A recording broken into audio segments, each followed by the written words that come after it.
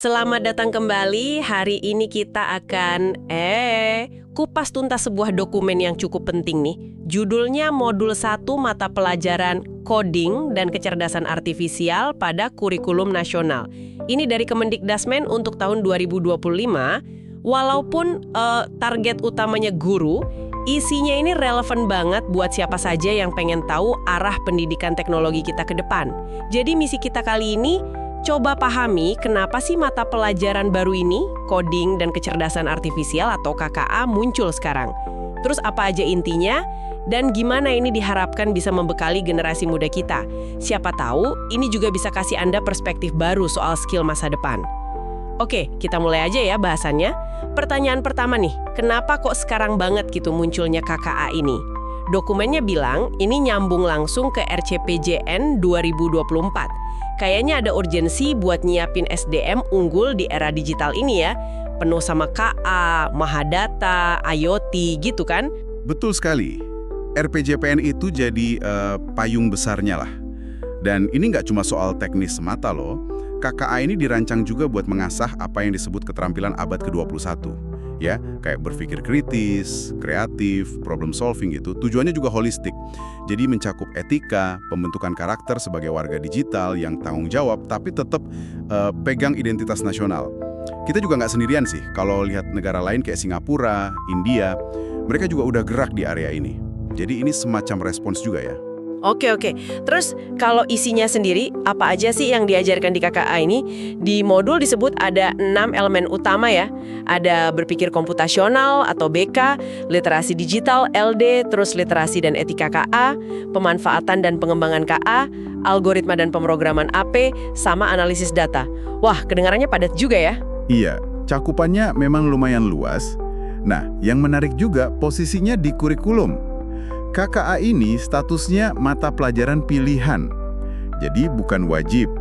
Mulainya dari kelas 5 SD sampai kelas 12 SMA SMK. Oh, pilihan ya. Berarti nggak semua siswa ambil? Nggak semua. Dan ini pun modulnya bilang khusus buat sekolah yang dinilai udah punya kapasitas. Kapasitas ini ya soal infrastruktur, sama gurunya juga harus siap. Oh, oke.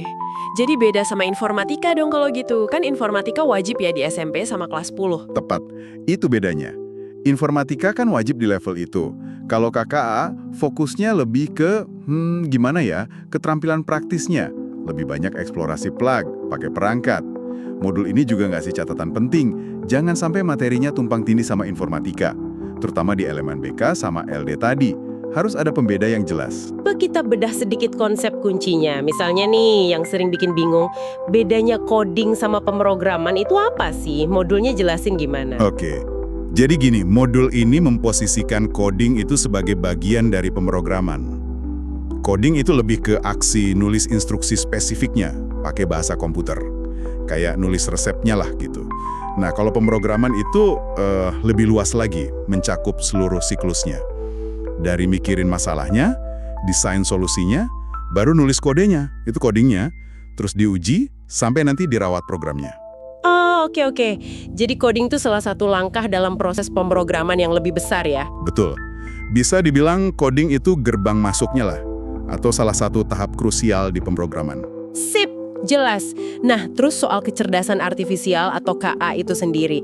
Istilah ini kan sering banget kita dengar ya, tapi mungkin pemahamannya beda-beda. Iya, definisinya memang banyak, tapi intinya sih, KA itu sistem komputer yang dirancang buat niru kemampuan kognitif manusia.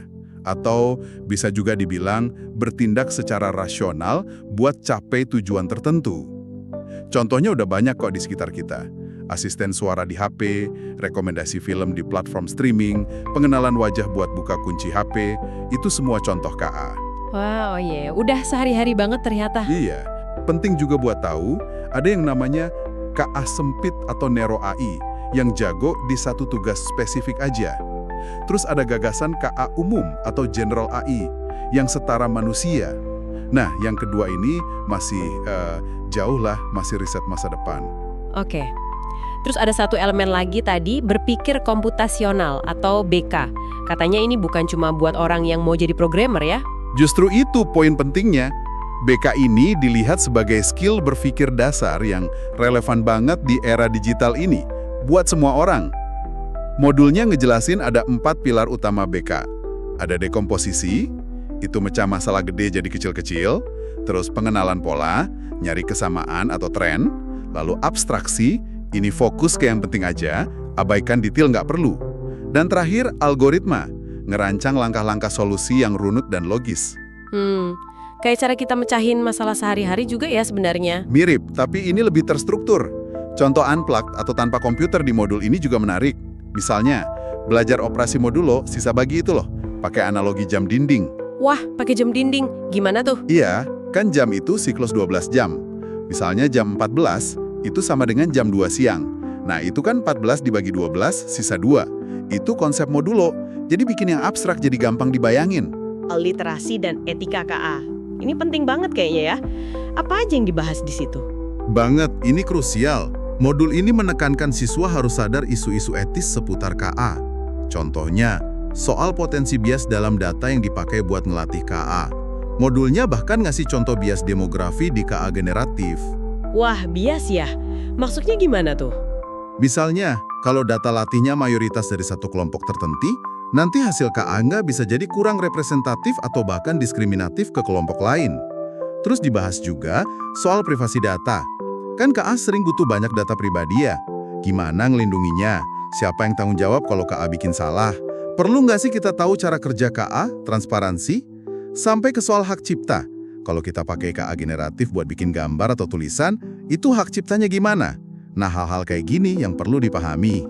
Tapi juga pakai secara bijak, aman, dan bertanggung jawab. Jadi kalau kita simpulkan nih obrolan kita, KKA ini tujuannya jauh lebih luas dari sekedar ngajarin coding atau bikin AI ya. Tepat sekali. Harapan besarnya itu mencetak lulusan yang nggak cuma cakap teknologi, tapi juga punya nalar kritis yang jalan, mandiri belajarnya, bisa kerja bareng orang lain, dan punya pegangan etika yang kuat, baik sebagai warga negara maupun warga digital. Ini kayaknya sejalannya sama profil lulusan ideal yang sering dibicarakan itu. Banget. Dan buat Anda yang menyimak, ini bisa jadi semacam sinyal atau peta lah ya, tentang kompetensi apa aja sih yang bakal makin penting ke depannya, nggak cuma di dunia kerja, tapi juga di kehidupan sehari-hari. Jadi, dari pembahasan kita soal modul 1 KKA ini, kelihatan banget ya kalau Indonesia lagi serius nyiapin generasi baru dengan fondasi coding dan KA. Dan mencoba menyeimbangkan sisi teknis sama etisnya. Ya, bisa dibilang ini langkah strategis ya, buat mastiin kita tetap relevan dan punya daya saing di era digital global ini. Pendekatannya mencoba mengintegrasikan kemampuan, pemahaman, sama tanggung jawab. Oke, nah sebagai penutup nih, mungkin ada satu hal yang bisa kita sama-sama renungkan. Mengingat perkembangan KA yang, cepet banget ya, apalagi modal generatif yang bisa bikin macam-macam dalam sekejap, gimana ya cara kita semua sebagai individu dan masyarakat harus terus ngasah kemampuan berpikir kritis dan kepekaan etis kita. Biar kita nggak cuma jadi pengguna pasif aja gitu, tapi bisa jadi navigator yang bijaksana di tengah lanskap teknologi yang berubah cepat ini. Kira-kira apalagi ya yang perlu kita pelajari di luar teknologinya itu sendiri?